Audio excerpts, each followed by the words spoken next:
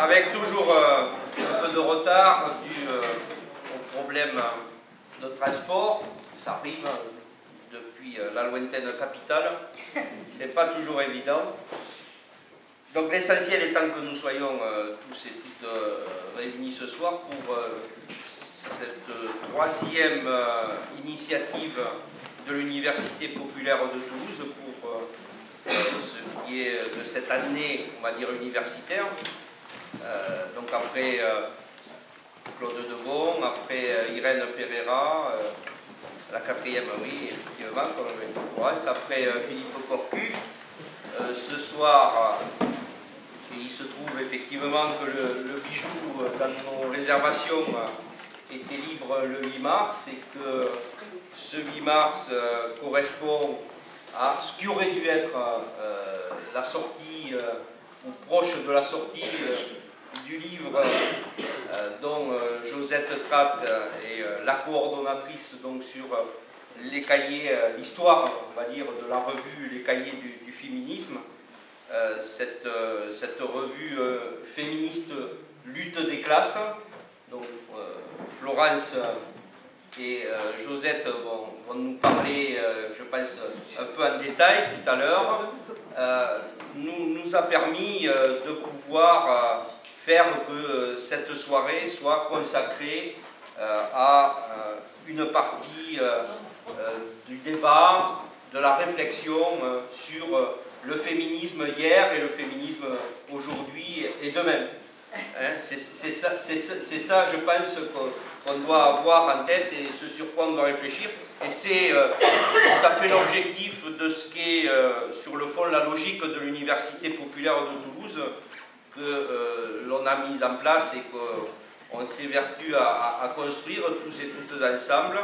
Donc avec la prochaine initiative qui sera ici même le 30 mars sur la démocratie au travers des siècles, du 19e au 21e siècle, avec deux philosophes qui collaborent à l'Université populaire, deux philosophes universitaires du Mirail, Mohamed Fessal Touati et Emmanuel Barrault, et qui nous permettra de rentrer ensuite très rapidement dans la mise en place des ateliers, ces ateliers où tout le monde, chacun et chacune pourra apporter sa pierre, réfléchir. Hein. Il ne s'agit pas, encore une fois, dans l'université populaire qu'on veut construire ici, d'avoir des conférences avec des cours magistraux et puis quelques questions, mais il s'agit bien de faire en sorte que chacun et chacune puisse s'emparer des débats et puisse apporter ces réflexions pour faire avancer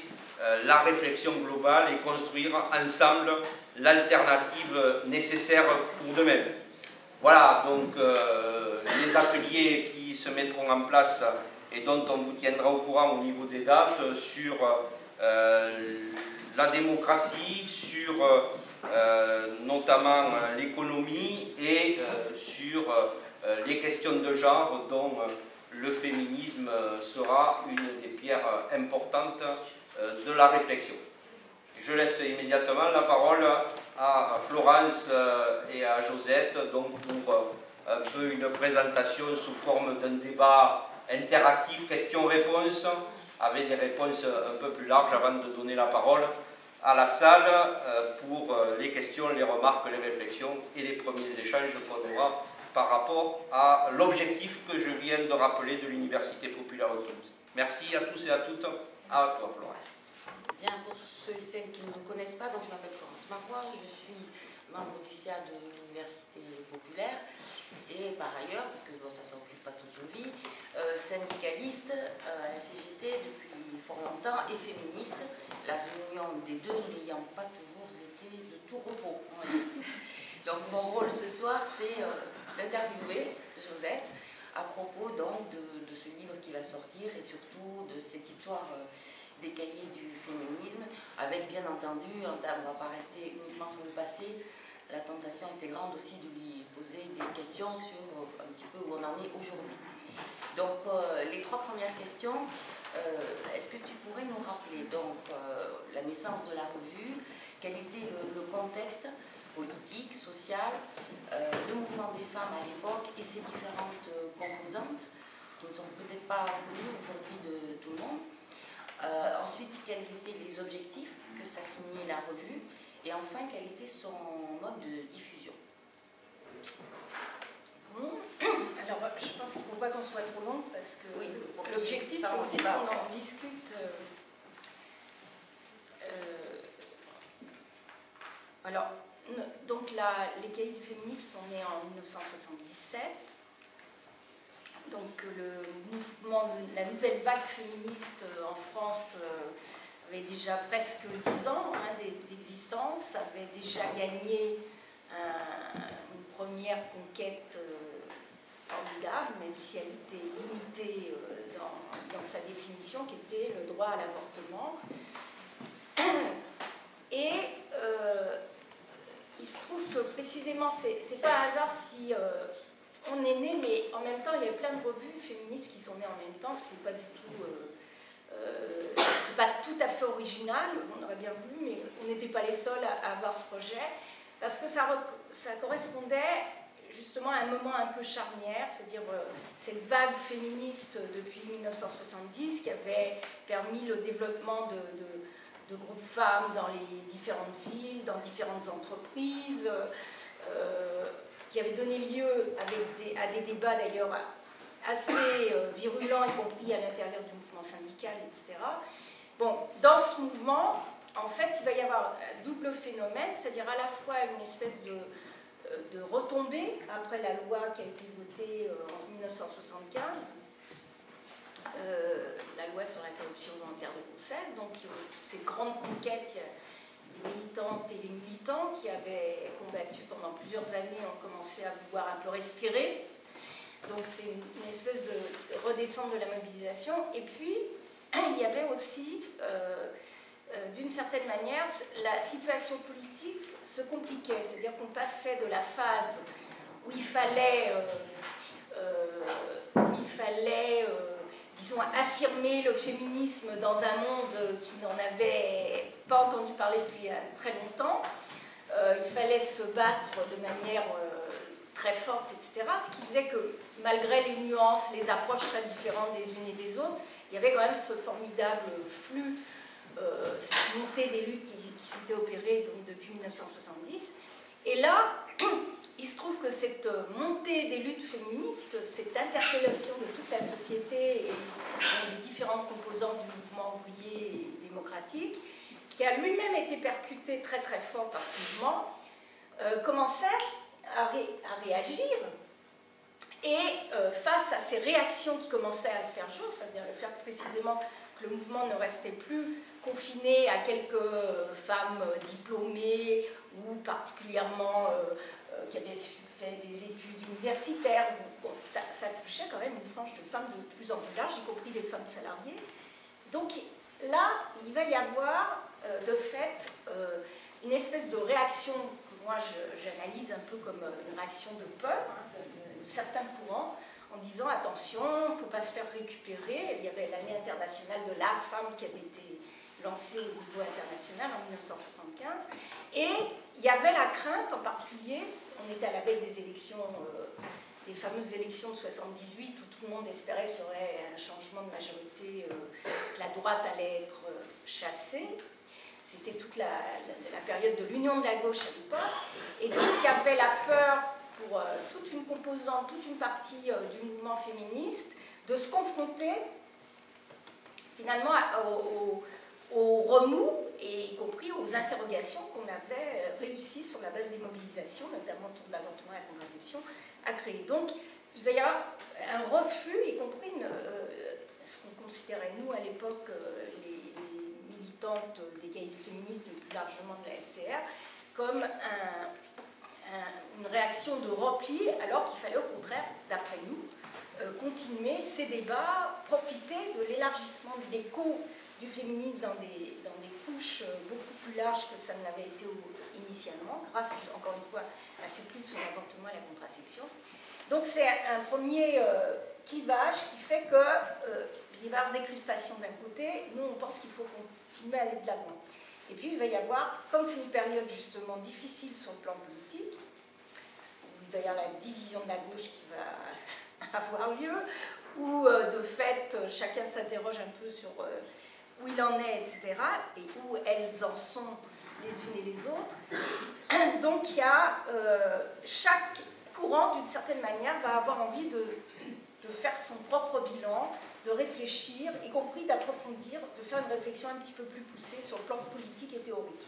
Et c'est exactement la même période où naît question féministe et ensuite nouvelle question féministe qui a continué, donc avec notamment Christine Delphi. C'est le coup, toute la, qui était déjà, qui est née aussi à peu près à la même période, le courant, enfin les publications autour d'Antoinette Fouque et du courant qu'on appellera différentialiste, avec des publications très belles, hein, très luxueuses, avec un très beau papier glacé, etc. Il va y avoir toute une... Alors, je vous signale qu'il y a un bouquin qui est sorti, vous avez peut-être déjà vu, qui s'appelle Mouvement de presse, qui reprend toutes les revues qui sont nées, et jusqu'à maintenant, jusqu'à aujourd'hui. Et c'est un bouquin très intéressant, ça a été sorti par les archives lesbiennes. Donc je ne vais pas tous vous les citer, mais il y a plusieurs publications qui arrivent au même moment.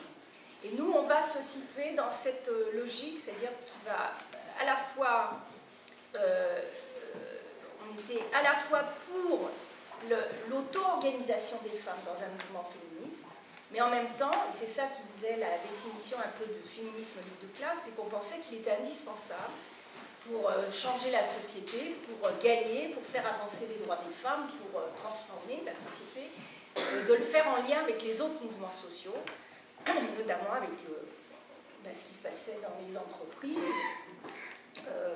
et pas uniquement donc replié dans un mouvement purement non mixte, c'est-à-dire que nous on était pour à la fois la non-mixité, mais aussi la mixité, c'est-à-dire porter les débats dans les syndicats, dans les associations, etc., qui n'est pas de limite.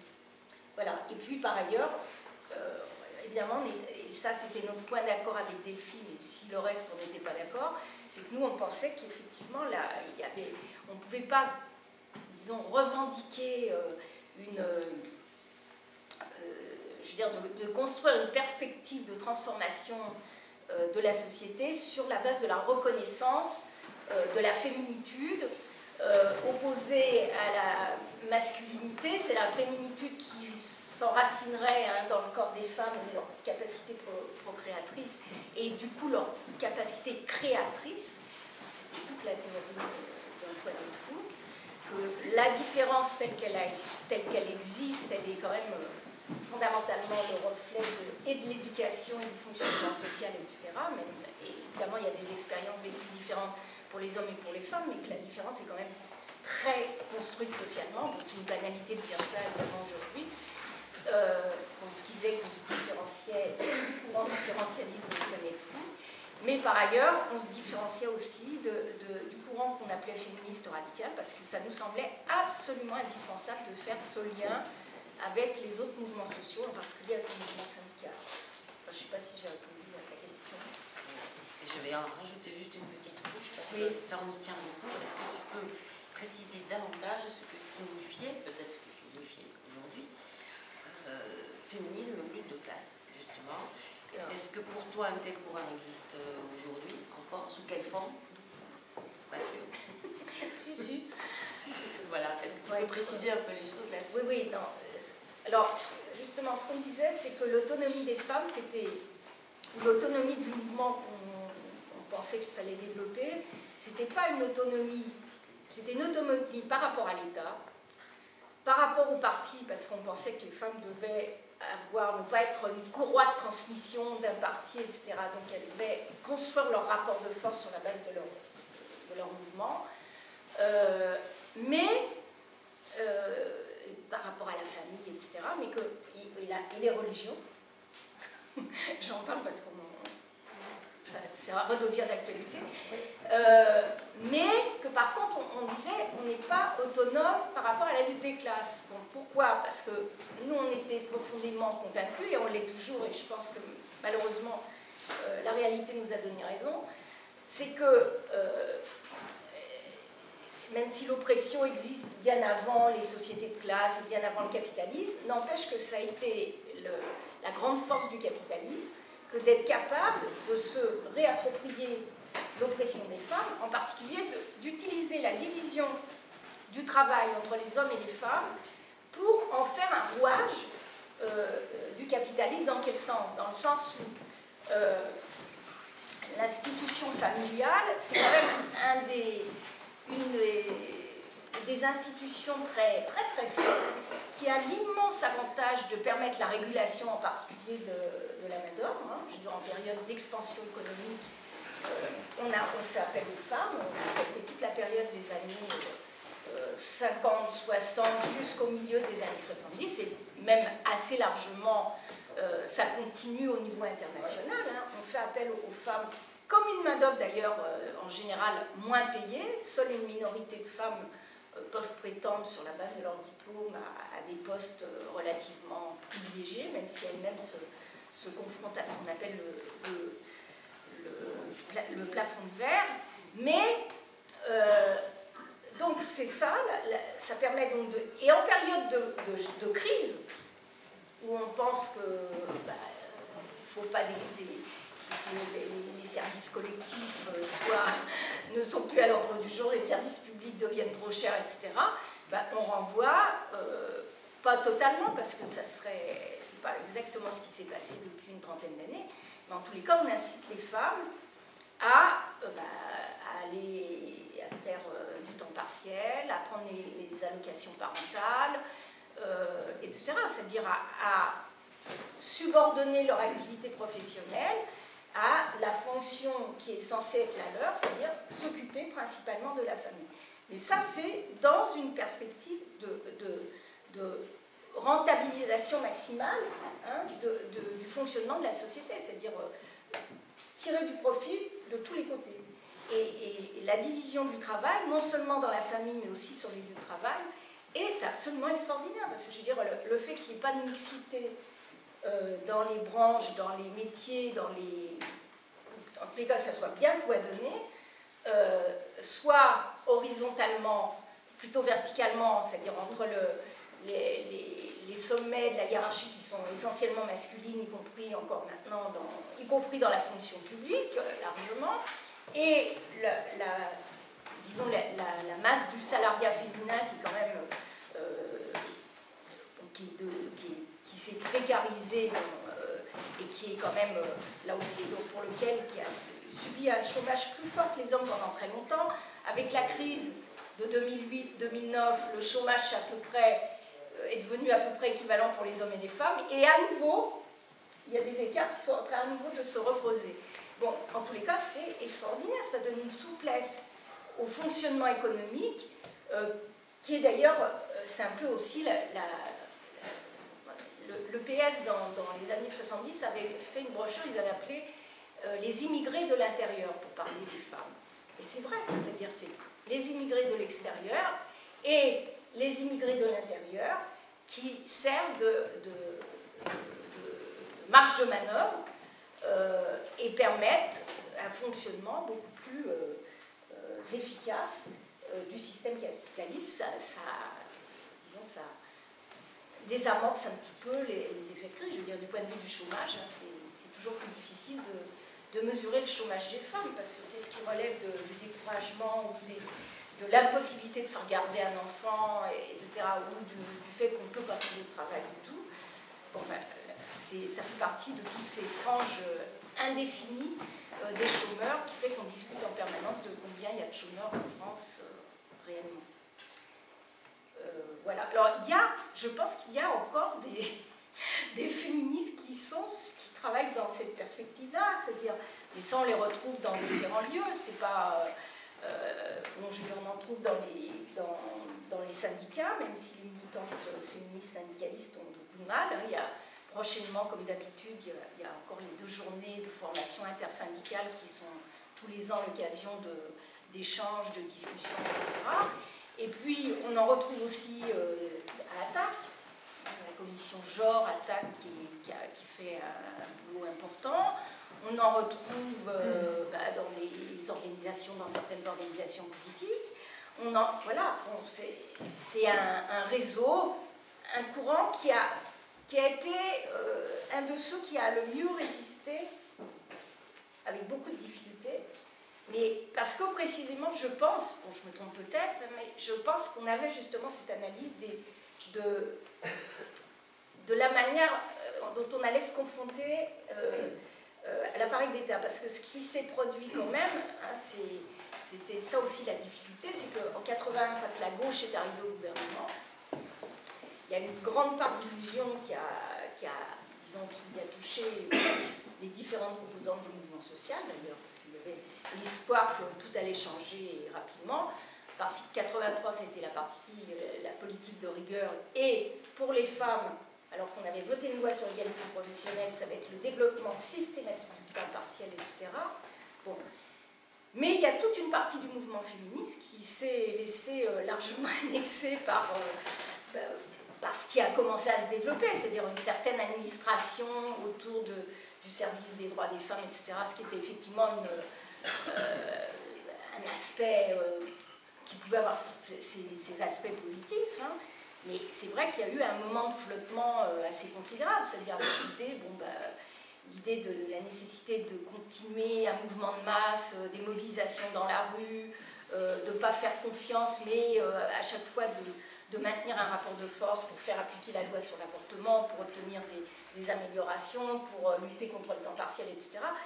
C'est vrai que c'est les féministes dans le mouvement syndical, dans une revue comme la nôtre, dans les différentes associations qui vont se constituer au fil des années, y compris le CNDF aujourd'hui, ça va être ce genre de militantes qui vont continuer à maintenir l'idée qu'il faut continuer à se mobiliser justement en tant que féministe et ne pas attendre que ça nous tombe tout cuit dans la bouche, parce que ça malheureusement ce n'est le cas pour personne.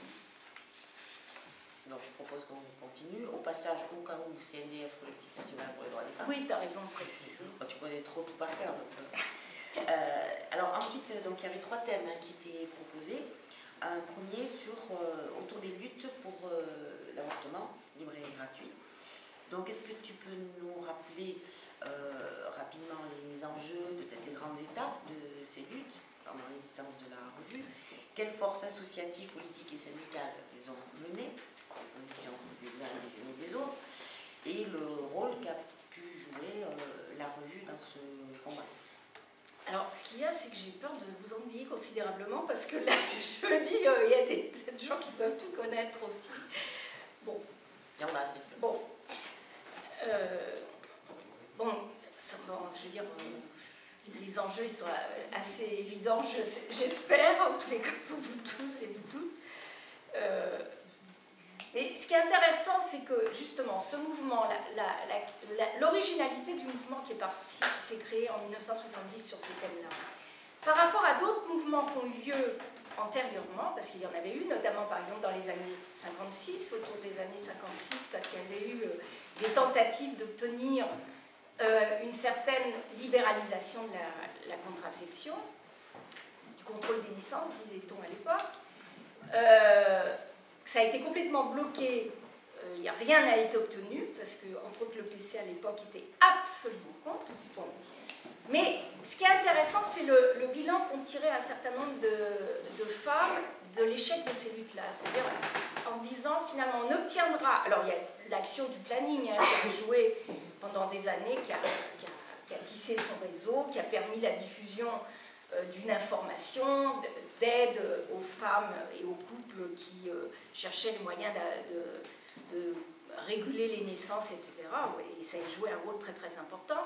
Mais la nouveauté, quand va être lancé entre autres le manifeste des 333 femmes qui avaient avorté, je ne dirais pas les salopes, les 333 femmes, 43, oh là là, 343 femmes qui avaient signé le manifeste qui est paru dans le Nouvel Observateur de l'époque, qui est « Nous avons avorté », ça partait de l'idée qu'il fallait, non pas réclamer une autorisation d'avoir le droit d'avoir une contraception. Mais c'est un droit. C'est notre corps, on a le droit d'en disposer et on revendique un droit plein et entier. Et deuxièmement, c'était de partir de la question de l'avortement. Ça peut paraître d'ailleurs très surprenant parce que l'avortement, c'est une question qui était encore sulfureuse.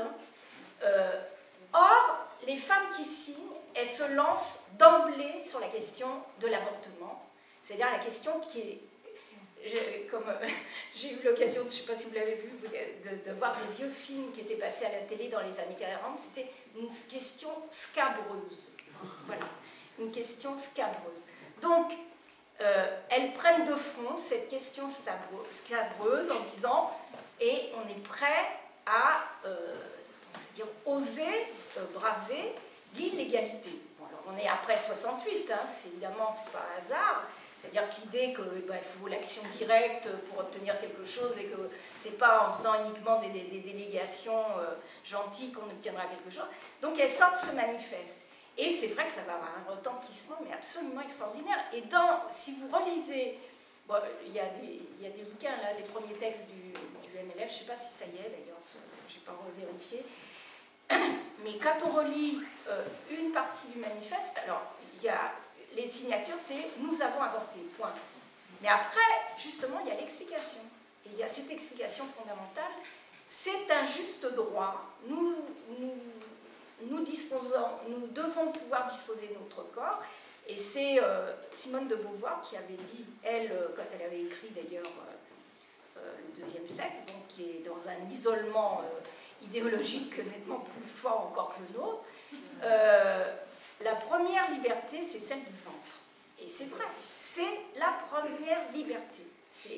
Même quand des femmes travaillent, obtiennent une certaine indépendance économique, ce qui est vrai, si les femmes ne peuvent pas contrôler leur maternité, elles sont pieds et poings liés par rapport aux hommes dont elles dépendent. C'est-à-dire soit... c'est ce qui se passait, c'est-à-dire soit les filles étaient séduites et abandonnées, soit c'était l'avortement clandestin, soit elles se mariaient. Mais je veux dire, l'idée qu'on puisse avoir une sexualité, alors ça embraye immédiatement évidemment sur la sexualité, c'est-à-dire une sexualité qui n'est pas hantée par la crainte des maternités contraintes, subies, etc. Et ça, c'est évidemment une idée, mais ça c'est révolutionnaire, c'est quelque chose d'extraordinaire qui a fait le tour d'ailleurs, y compris de la planète, même si ce n'est pas la liberté partout. C'est quelque chose d'absolument extraordinaire qui va donner une possibilité aux femmes de prendre leur vie en main. Pas seulement, hein, encore une fois l'indépendance économique est très très importante, mais cet aspect-là il est décisif. Une femme qui ne peut pas contrôler ses maternités, elle accepte un conjoint sans l'avoir choisi nécessairement, elle accepte de se faire battre, elle accepte...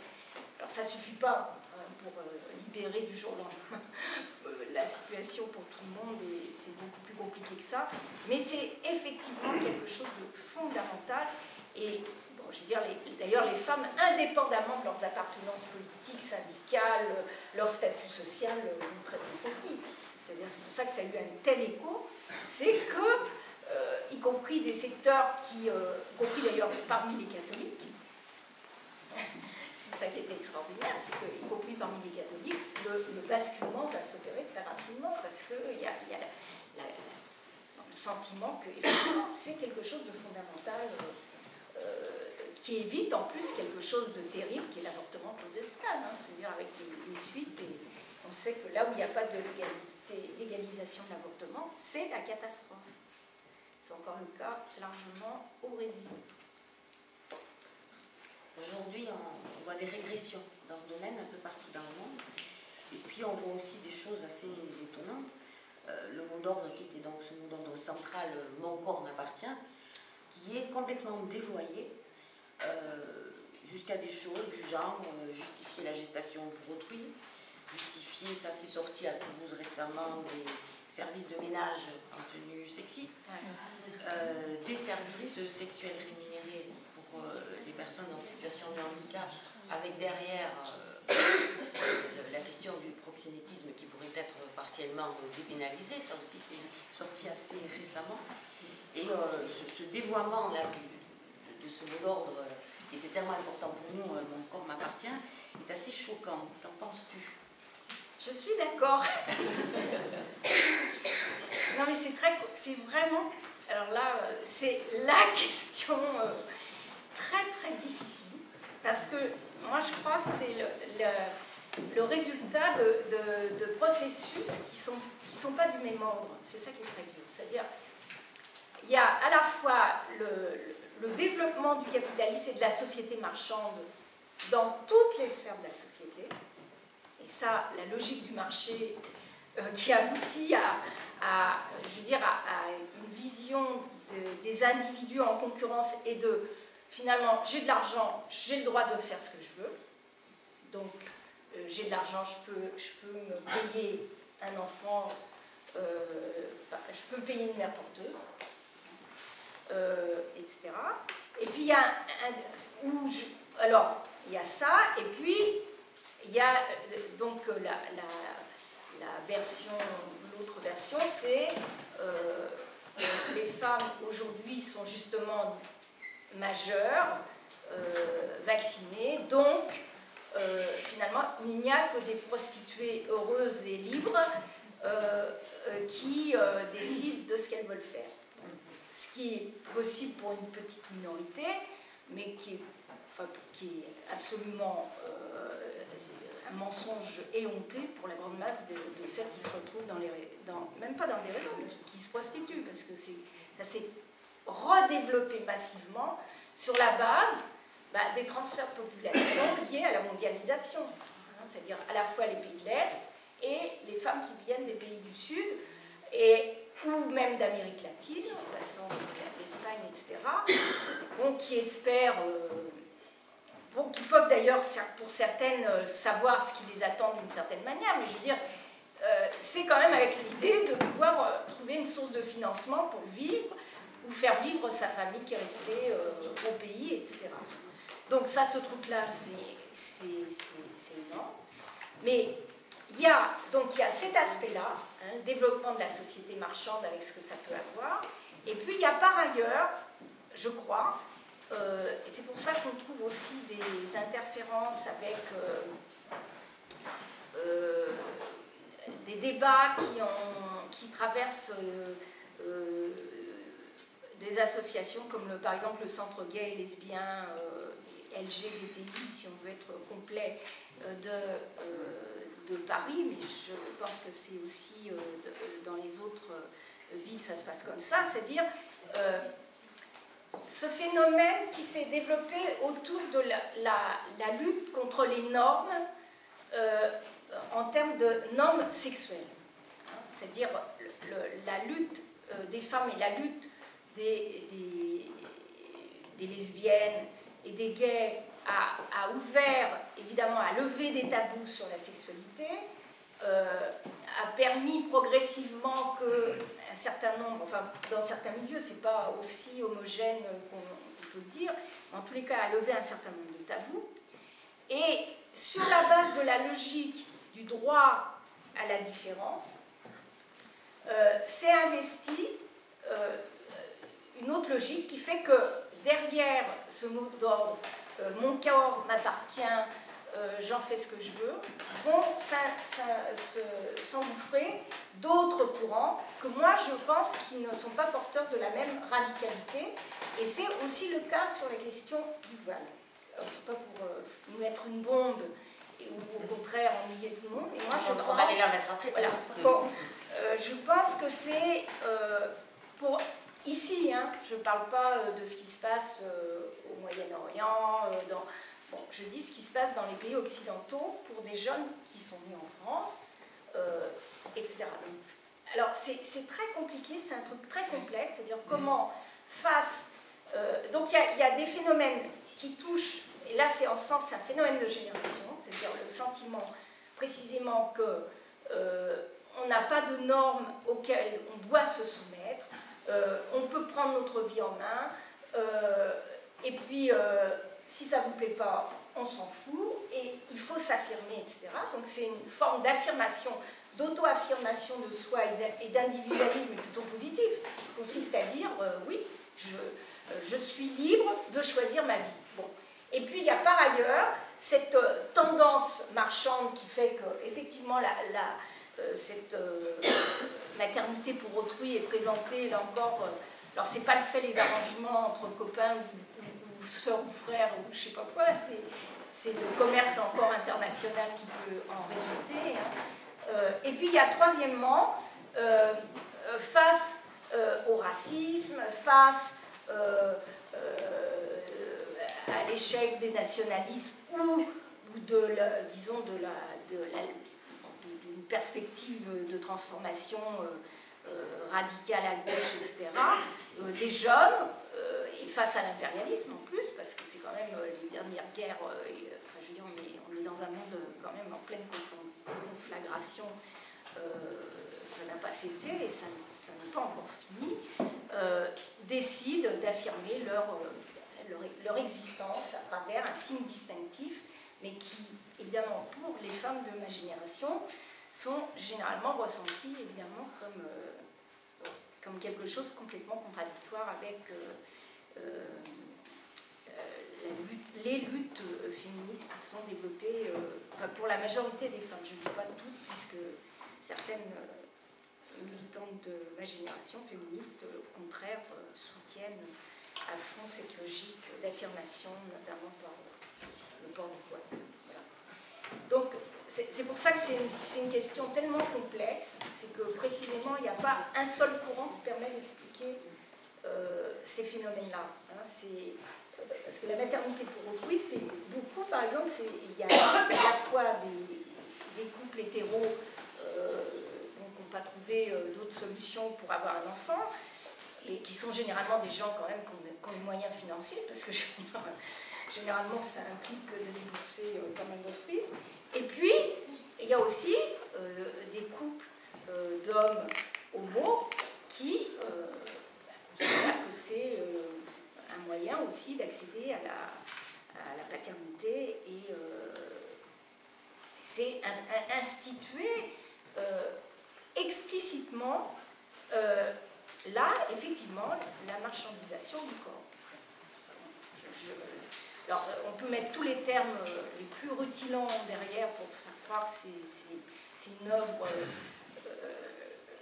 enfin, je veux dire, oui, à la fois ceux qui vont payer cet enfant vont dire qu'ils donnent l'occasion à des femmes qui ont envie de se dévouer à la cause de l'humanité de le faire, et puis bon, ça c'est le discours de légitimation, enfin, de mon point de vue, c'est un discours de légitimation.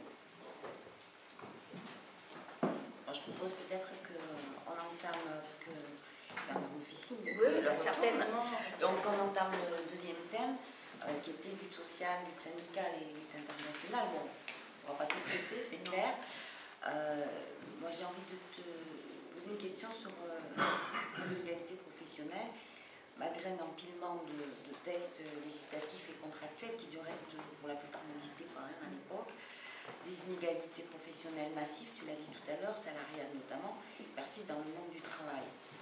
Pourquoi, d'après toi, la division sociale et sexuelle des tâches dans la famille comme au travail recule-t-elle en théorie, en pratique? Alors, on en a déjà un peu parlé, on a un peu parlé. Là, les lois, là, c'est vraiment... c'est-à-dire que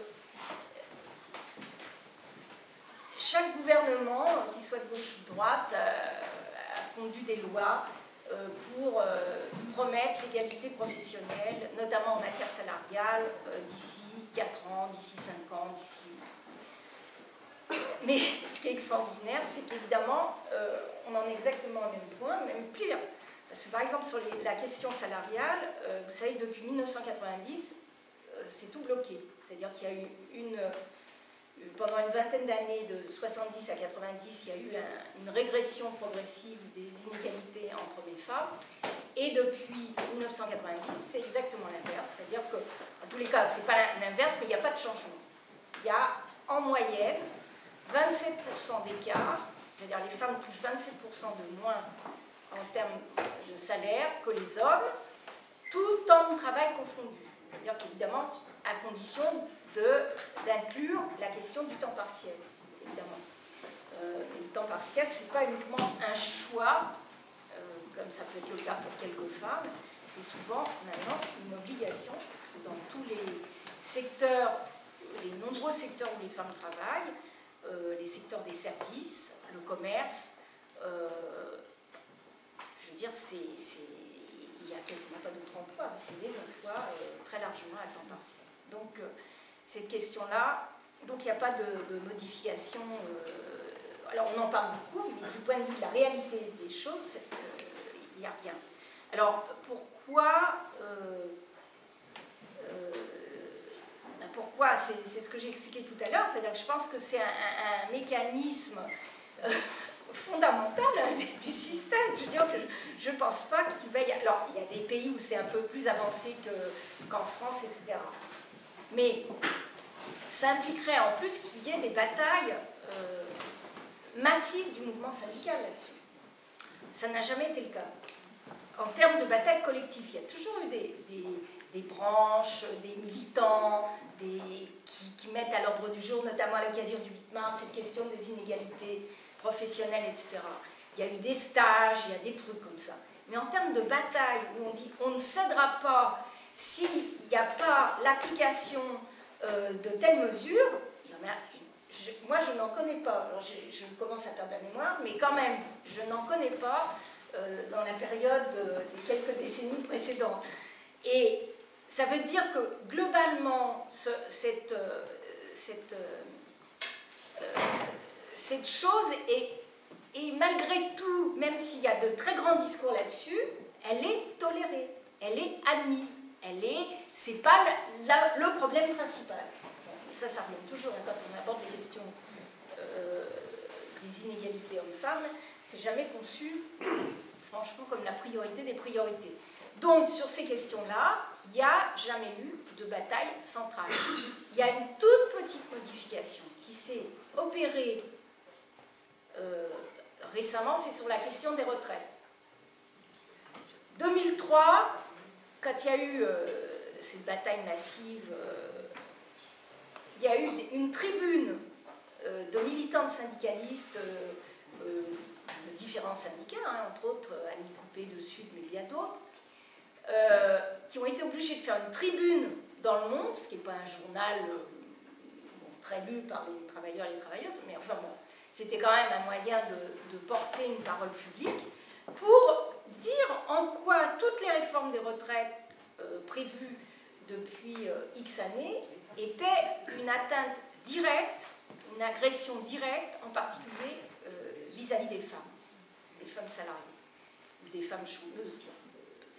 Et ce n'est que cette année, que la bataille de 2010, où finalement, pour une fois, on ne peut que s'en réjouir, ça a été un axe qui a été mis en avant, mais sous l'impulsion notamment, justement, de militantes féministes de Copernic, Attac, syndicales, etc., qui ont et bon, fort heureusement, parce que c'est effectivement quelque chose de terrible, c'est-à-dire c'est à la fois le reflet des inégalités dans la vie de salariés qui se répercutent au niveau des retraites, avec en plus, ce qui est évident, c'est les carrières interrompues des femmes, bon, plus pour les plus anciennes évidemment que pour les plus jeunes, mais en tous les cas qui est quand même le cas, ou le temps partiel, etc. Donc c'est tout le reflet de ces inégalités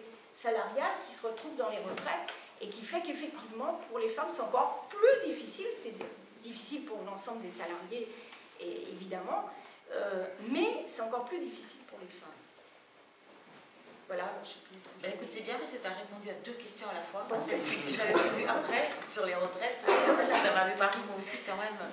Et sur les retraites, bon, je sais que tu es une spécialiste des relations entre féminisme et syndicalisme, de la place des femmes dans les syndicats.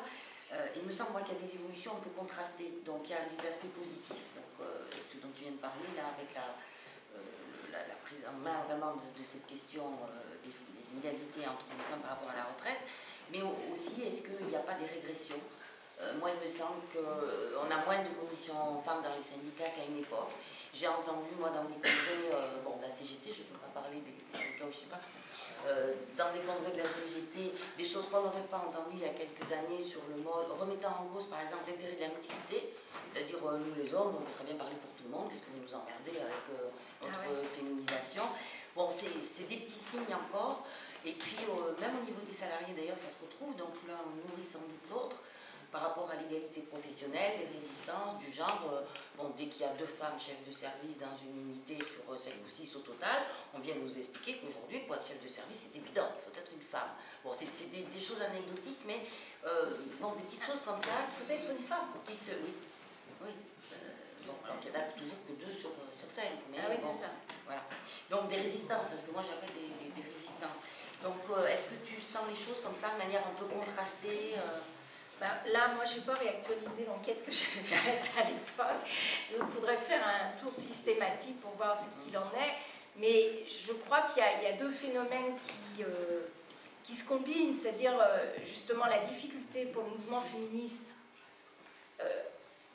extérieur aux organisations syndicales de s'affirmer, etc. Et bien qu'il y ait des activités, et il y a eu des mobilisations, assez importantes, mais je veux dire quand même une difficulté à peser collectivement et de manière unitaire sur l'ensemble de la vie politique, sur différentes questions. Hein.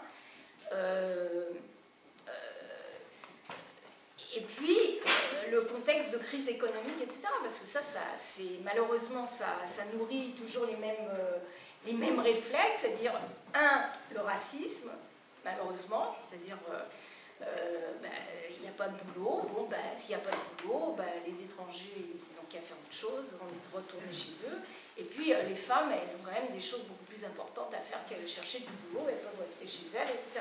Bon, tout le monde ne développe pas ce genre de raisonnement, fort heureusement, mais c'est des raisonnements qui réapparaissent, qui se réactualisent à l'occasion du contexte sociopolitique, enfin la crise économique. C'est évident que ça joue beaucoup, moi je pense. Hein.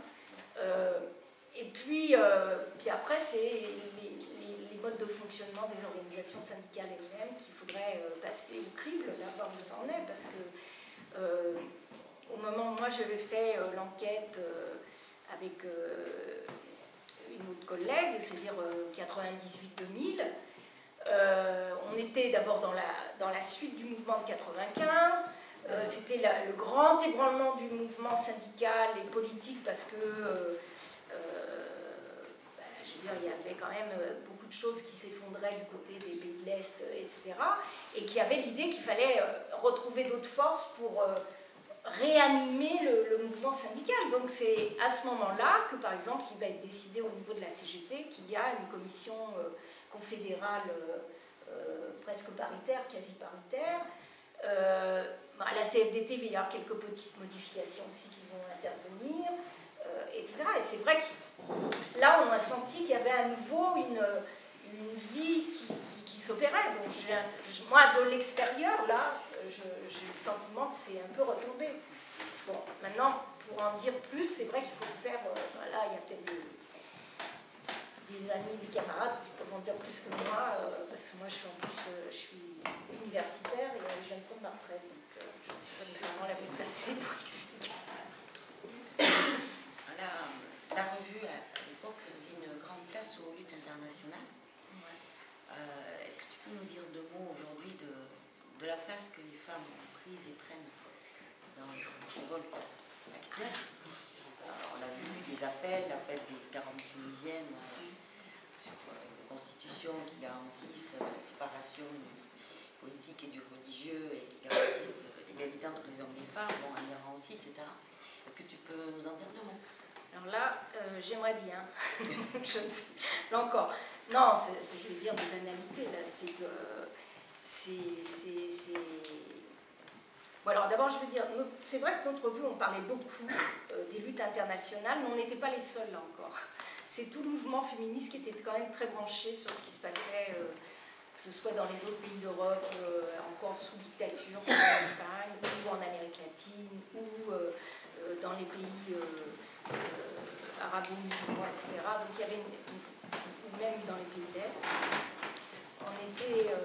Mais c'est vrai que nous, on faisait partie d'une organisation qui était insérée dans une organisation internationale qui était la 4e internationale. Et c'est vrai que ça nous donnait un réseau d'information et de collaboration qui faisait que c'était pas facile, hein, parce que c'est jamais facile d'avoir des articles. Mais disons qu'on était très très à l'écoute et ça nous semblait très important, non pas simplement pour être solidaire comme ça, mais avec le sentiment non seulement du devoir à accomplir, mais en même temps du sentiment très profond, mais je crois que là aussi c'était assez largement partagé dans le mouvement féministe, que les luttes, c'est la chanson féministe, hein, les luttes des femmes dans un pays du monde, finalement soutient et fait avancer les luttes des femmes dans les autres pays. Donc c'est cette interdépendance des luttes qui nous a toujours paru importante.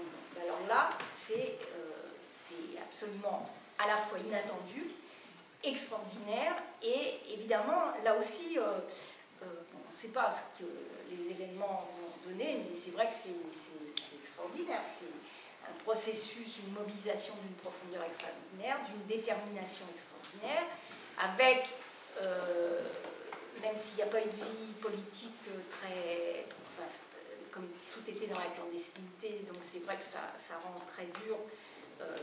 Je dirais, les gens sont peu organisés, mais ils commencent à ils cherchent les moyens aussi de s'organiser d'une manière ou d'une autre. Et évidemment, les femmes là-dedans, elles ont largement intérêt à faire entendre leur voix, parce que sur la base de toutes les expériences historiques, on sait que dans les périodes de montée de la radicalité, etc. Bon, là, le mouvement est très ouvert, on est très attentif à ce que tout le monde prenne la parole, y compris les femmes. Bon, et ça ne va pas de soi dans ces pays-là. Mais que s'il y a la moindre anicroche, je veux dire, les premières à faire les frais des contre-coups négatifs éventuels, ça sera elles. Donc, effectivement, elles ont intérêt, à mon avis, à mettre les pieds dans le plat le plus vite possible. Et c'est, je crois, ce qu'elles essaient de faire à juste titre, en tout cas pour l'Égypte et la Tunisie. Et elles ont effectivement tout à fait raison. Et alors sur Paris, je ne sais pas, ici, je crois que c'est le 12 mars que vous faites une manifestation. Sur Paris, il y a eu une manifestation, je crois, autour de 3 000 à 4 000 personnes, et qui était très centrée sur la solidarité avec les femmes tunisiennes, algériennes, égyptiennes, libyennes, malheureusement on n'a pas de contact, etc. Et ça a été un facteur de mobilisation. Alors là aussi, malheureusement, c'est aussi ultra récupéré par la droite et l'extrême droite. Hein, c'est-à-dire que c'est toujours la même chose, c'est qu'on est dans un contexte où nous, enfin moi, en tous les cas, et je suppose tout le monde ici est très content de ce qui se passe justement dans tous ces pays. On a vu la difficulté pour le gouvernement français à se mettre un peu, à changer de discours. Mais c'est quand même avec en même temps l'utilisation de la fibre attention aux hordes d'immigrés qui vont submerger l'Europe. Et là aussi, c'est catastrophique. Et c'est peut-être là, tu ne m'as pas encore posé la question, mais j'aimerais bien dire un mot, parce que... Voilà, ça en fera une demande. Non, mais je voudrais dire un mot, parce que c'est vrai que... moi, c'est des questions que j'ai pas mal suivies, parce que je trouve que c'est tellement angoissant, ces trucs-là. C'est toutes les batailles sur la laïcité et la manière dont l'extrême droite, aujourd'hui, récupère cette bataille-là. Et la manière, et d'ailleurs sur Toulouse, je sais qu'il y a eu des questions qui se posent, comment des courants qui se disent laïcs, voire républicains, etc., qui ont accepté de faire de se rendre complices totalement, c'est-à-dire entre riposte laïque et le bloc identitaire. Mais c'est une catastrophe. Explique un peu, parce que je sais pas Alors, si tout le monde voilà. Alors, je vous signale, c'est pas les cahiers du féministe, là c'est Pro Choix. C'est une revue animée par Fiametta Wener et Caroline Forest, qui elle mène depuis longtemps des batailles sur la laïcité. Tout le monde n'est pas nécessairement d'accord avec tout ce qu'elle raconte. En tous les cas, elle a fait un numéro remarquable de juin 2010, numéro 52, sur justement riposte laïque et bloc identitaire, les liaisons dangereuses.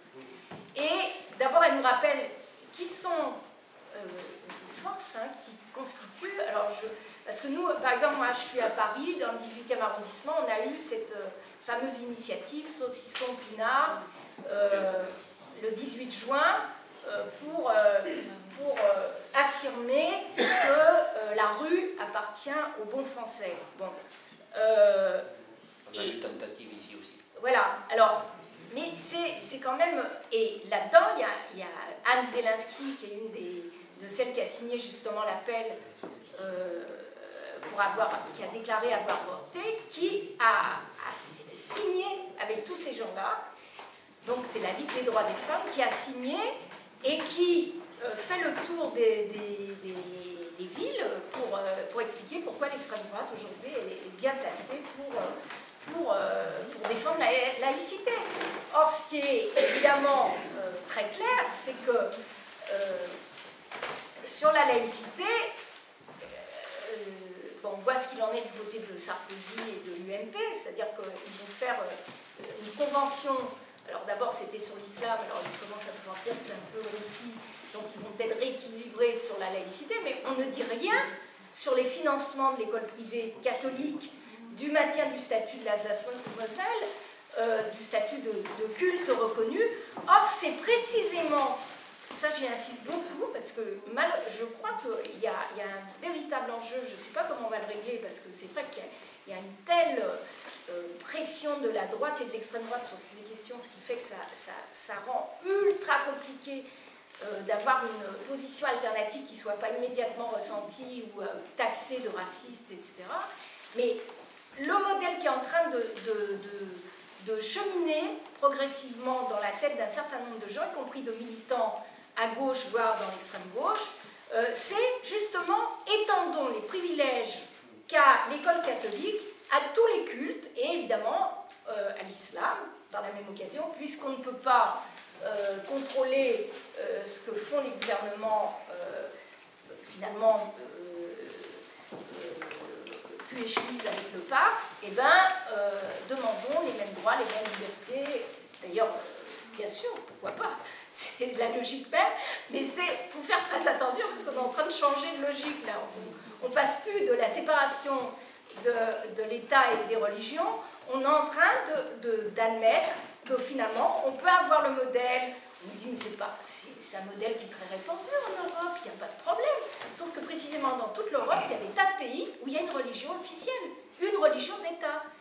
Moi, en tous les cas, je suis contre une religion d'État, à la fois parce que c'est le moyen de contrôler les religions, et deuxièmement, c'est le moyen d'affirmer, disons, une autorité supplémentaire aux religions. Elles n'ont pas besoin de pour en avoir, elles ont les moyens largement de se développer toutes seules. Donc, voilà. Ben oui, alors, le bloc identitaire, c'est un courant qui est encore plus à droite que le Front National, plus réac. Si c'est possible, mais si c'est possible. Mais c'est possible. C'est des jeunes qui ont scissionné du Front National et qui ont animé différentes revues, puis qui maintenant, des jeunes, maintenant ils ne sont pas tous si jeunes que ça, mais enfin, ils ont donc reconstitué un groupe qui se présente comme un groupe révolutionnaire, qui dit qu'ils sont prêts à faire alliance d'ailleurs avec les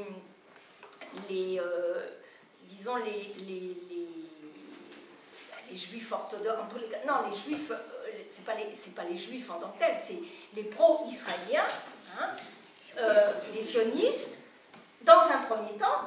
après, il est sûr qu'ils le disent explicitement, on leur coupera la tête. Bon, et puis, l'autre, la riposte laïque, c'est un bloc, c'est ceux qui sont... Moi, je ne les connais pas particulièrement, mais enfin, je veux dire, ils se sont développés sur la base de, quand même, qui était à la fois, qui prétendait avoir une position laïque face à ce qui était censé être une offensive de l'islam, etc., mais qui a sombré complètement dans le racisme le pire, enfin le typique. Il n'y a pas d'hésitation à avoir. Donc ce bloc-là, ce groupe-là, hein, riposte laïque, bloc identitaire, qui crée quand même un petit pôle d'attraction qui est très dangereux et qui en plus va pourrir en plus le débat justement sur la laïcité. Et c'est ça qui est très très grave. Alors j'avais effectivement prévu le troisième thème, féminisme et religion, pour te poser la question à laquelle je vais me répondre. J'ai envie quand même de poser une. Est-ce que tu veux bien rappeler, parce que tout le monde ne la connaît pas en plus forcément, quelle avait été la position de la LCR sur la loi interdisant le port du voile à l'école, et celle du NPA plus récemment vis-à-vis de la loi interdisant le port du niqab dans l'espace public. Parce qu'il me semble que ça illustre aussi un petit peu la difficulté d'exercice. Alors, les cahiers du féminisme n'existaient pas. Ah oui, je sais bien, la question de l'actualité, on est bien d'accord. Non, mais par contre, on avait abordé cette question-là dans les cahiers du féminisme à plusieurs reprises quand même, parce qu'il y avait eu déjà des cas de questions un peu de cas qui avaient été mis en exergue en 89 notamment. Et à l'époque, majoritairement, dans les cahiers du féminisme, et je pense à la LCR, il y avait une position qui consistait à dire ça peut se régler au cas par cas, il n'y a pas besoin de faire un fromage, et d'autant que ceux qui faisaient un fromage à l'époque, c'était essentiellement des gens de droite qui en faisaient, disons, des tentatives, enfin qui développaient un discours raciste à l'époque. Donc on était largement sur les positions en disant, en plus c'était des très jeunes, hein, c'était des filles au collège, etc. Évidemment, on est pour le fait qu'il y ait la laïcité à l'école, mais on peut régler dans le cadre et on n'est pas pour qu'il y ait, je veux dire, une campagne d'opinion, alors qu'il y avait déjà des intellos, Badinter et autres, qui avaient fait tout un discours, une campagne pour dire attention, attention, c'est très, très, très, très grave. Bon. Nous, on n'était pas du tout dans cette logique. Bon, 2003, 2004, le contexte a changé.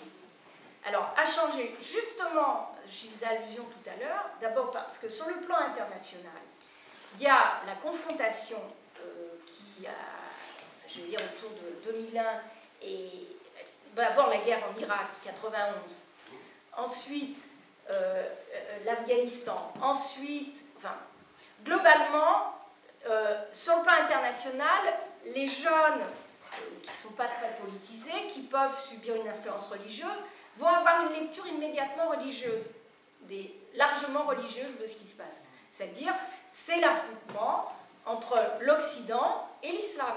C'est-à-dire qu'il y a ceux qui, du côté, disons, de l'impérialisme américain, vont alimenter cette lecture-là, mais de l'autre côté aussi, il va y avoir cette lecture. Et donc, du coup, avec deuxième élément, le fait que le racisme et les violences policières dans les quartiers populaires, etc., je veux dire, c'est un phénomène qui n'a pas régressé, loin de là, hein, qui s'est développé, et avec d'ailleurs non seulement le racisme, mais aussi la misère, hein, liée au développement du chômage, etc. Bon, dans ce cadre-là, il va y avoir effectivement... nous, c'est comme ça qu'on l'a analysé, c'est pour ça qu'on s'est battu dans le NPA pour qu'il y ait... dans la LCR et puis après au NPA. Nous, on était contre le fait d'accepter le foulard à l'école, mais on était contre une loi. Donc on avait mis en avant un mot d'ordre, ni voile, ni loi. Ni loi, parce que ça ne pouvait être compris que comme une loi de discrimination, même si les termes avait été choisi pour que ce ne soit pas le cas. Mais de fait, tout le monde savait bien que c'était quand même les musulmans qui étaient directement visés. Mais en même temps, on pensait, et on pense toujours que, en tous les cas dans le secondaire et le primaire, même s'il y a des jeunes majeurs d'ailleurs, disons une salle de classe, c'est pas un espace public comme un autre. Et que de fait, si je veux dire, quelle est la limite à ce moment-là? C'est la surenchère des uns et des autres pour affirmer son identité, sa religion musulmane, sa religion juive, son catholicisme, etc. Et ça, nous, on était contre. Bon, alors donc, on n'était pas satisfaite. Et dans le CNDF, il y a eu une position qui a été définie à l'époque. On avait fait une tribune dans l'IB avec Maya Surdutz et Suzy Rothman, un peu sur cette position-là, mais on n'avait pas du tout pris position sur le voile, sur la loi de 2003, parce que là, il y avait des divergences. Les militants du PS étaient pour la loi, ils l'ont votée des deux mains. D'autres étaient contre cette loi, donc on n'a pas pris position sur la loi, mais on a dit la priorité des priorités, c'est de lutter justement sur les inégalités sociales et sexuelles, notamment vis-à-vis des jeunes dans les quartiers populaires, etc., contre le racisme. Et par ailleurs, il y avait une prise de position sur le voile en disant que pour nous, ce n'était pas un signe d'avancée du point de vue de la lutte des femmes, mais que c'était un signe d'oppression, de discrimination, etc. Voilà. Alors, maintenant, sur le alors, comment tu dis, le niqab? Oui, ou la burqa, peu importe, enfin, peu importe le terme, en tous les cas, moi je ne sais jamais le terme exact qu'il faut utiliser. Nous, on est contre cette loi, on l'a dit. On est contre cette loi parce que, alors là, c'est quand même extraordinaire. C'est-à-dire qu'on est censé être dans un État laïque, mais l'État se donne le droit de légiférer sur la tenue, y compris symbolique, mais la tenue, la manifestation dans la rue. Là, c'est pas au travail, dans un service public ou à l'école. C'est dans la rue, les gens, c'est d'une stupidité, c'est scandaleux, c'est une atteinte à la libre circulation, et en plus, c'est le meilleur moyen de transformer ces personnes en martyrs. C'est une bêtise, une grossièreté, c'est absolument scandaleux. C'est scandaleux. Et c'est effectivement totalement dans la continuité de ce qui est en train de se faire dans plusieurs pays d'Europe, c'est-à-dire, en Suisse, la question des minarets, etc. C'est-à-dire, on fait monter la vague raciste pour faire dévier des questions fondamentales qui sont les questions sociales. Et pour moi, j'insiste, la question de la laïcité, c'est une question importante, mais là, c'est délibérément une manière de faire diversion purement et simplement. Et là-dedans, il y a un député communiste quand même qui a marché main dans la main avec, comment il s'appelle là, Raoult, pour faire leur loi complètement. C'est invraisemblable, invraisemblable. Alors là, pour faire monter le racisme et l'incompréhension, je trouve que c'est vraiment c'est scandaleux. Écoute, je pense que cette question, on va revenir dans le débat. Je te propose une toute dernière question, et puis qu'il était difficile quand même de ne pas te poser, c'est le féminisme aujourd'hui. Certains étaient bien pressés de l'enterrer. Où en sommes-nous? Nouvelles associations, la non-mixité qui n'est plus pensée et pratiquée comme à l'époque du mouvement de femmes des années 70-80. Peut-on parler de nouvelles formes d'organisation, de nouveaux thèmes de réflexion, de nouveaux thèmes de mobilisation? Voilà, ce sera la dernière question. Ça, c'est un programme. Je crois que là aussi, c'est très contradictoire la situation. C'est-à-dire qu'il y a énormément d'associations féministes ou d'associations qui défendent les droits des femmes, bon, avec des appellations diverses et variées, qui luttent contre les violences, qui luttent défendent le droit à l'avortement, à la contraception, qui luttent de manière plus générale, comme le CNDF, qui essaie de maintenir une intervention tout azimut et un peu unitaire, etc. Bon.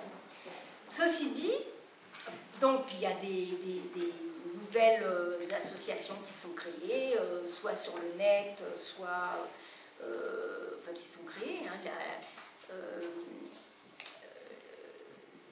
d'ailleurs qui sont marrantes, hein, des petites associations, je sais plus comment elles s'appellent, la barbe, je sais pas. C'est rigolo, c'est des trucs, il y a Oser le féminisme, etc. Mais ceci dit, moi, c'est là où je pense que c'est justement, il y a un enjeu extraordinaire et très très important, parce que dans le contexte de crise maximale, de montée du racisme, de poids de l'extrême droite, etc., il y a plusieurs questions qui divisent en profondeur les féministes, et qui font y compris clivage partiellement, c'est pas totalement, mais y compris en termes de génération. Et ça, je trouve ça... alors, il faut essayer de comprendre pourquoi. J'ai commencé un peu à amorcer le truc, mais c'est un élément de faiblesse extraordinaire. Sur les questions de la prostitution, il y a une grande division. Sur les questions, justement, du voile, mais c'est plus que ça, c'est-à-dire la place de la religion. Alors, moi, je ne sais pas comment les unes et les autres se situent par rapport à cette question. Moi, je pense qu'on peut militer avec tout le monde. C'est absolument que les gens soient voilés ou pas, ou qu'ils soient croyants ou pas. C'est pas ça qui fait qu'on peut se retrouver sur des luttes absolument... il y a des, je veux dire, toutes les religions ont produit des courants d'opposition, notamment du côté des femmes, parce que précisément, qui cherchent à remettre en cause le monopole que peuvent avoir les hommes sur l'interprétation des textes, etc. Bon. Mais il y a quand même une chose qui est problématique, c'est justement l'acceptation d'une certaine manière du contrôle sur la sexualité et le corps et l'idéologie qui accompagne ça. Parce que le voile à titre individuel, il y a des femmes qui le portent avec XY motivation, mais globalement, toutes les religions qui l'ont utilisé, c'est pour dire aux femmes, vous êtes, cachez-vous, votre corps est une source d'ennui au moins, voire de perdition au pire, hein, de perdition. Les hommes en plus sont tous des violeurs. Si des femmes montrent le bras ou la jambe ou les épaules, c'est la fin de tout. Ils vont sauter sur les femmes. C'est une vision des rapports hommes-femmes et de la sexualité qui est complètement, en tous les cas, qui ne fait pas partie de moi, mon projet de société pour lequel je me bats. Voilà. Mais malgré ça, malgré tout ce que je viens de dire, il va falloir qu'on trouve les moyens d'unifier de manière plus importante le mouvement féministe dans toutes ses composantes, c'est-à-dire aussi bien pour les femmes qui militent dans le mouvement syndical, pour celles qui sont dans le planning, pour celles... arriver à retrouver, au-delà du 8 mars, des actions communes qui permettent de montrer cette force extraordinaire, parce que précisément, alors c'est très très difficile dans le contexte actuel. Hein. Je ne mésestime pas la difficulté, je trouve que c'est très très dur. Je ne sais pas comment on va s'en sortir, mais je crois que c'est une tâche qu'il faut qu'on se donne, et en particulier d'ailleurs avec un travail d'implantation dans les quartiers populaires qui est en lien avec un travail antiracisme. Malheureusement, généralement, ce n'est pas les mêmes qui font tout, ou c'est les mêmes qui font tout, mais c'est très compliqué. Merci Josette, merci Florence. Donc juste pour vous dire, avant de vous donner la parole là, pour les questions, parce que Josette a terminé sur ce qui est bien, encore une fois, notre objectif, c'est-à-dire qu'on voit ensemble, tous et toutes ensemble, comment on peut arriver demain, en réfléchissant et en mettant en œuvre et en action les réflexions qu'on peut avoir, de faire en sorte qu'on donne vie au combat féministe de demain. Donc, juste pour vous dire que le livre, donc, qui n'est pas encore sorti, mais qui ne va pas tarder à sortir, vous pouvez quand même le commander, et donc on vous mettra à disposition, alors on n'en a pas beaucoup, mais quelques petits flyers à la sortie, sur lesquels vous pourrez récupérer les coordonnées, soit par net, soit par adresse postale,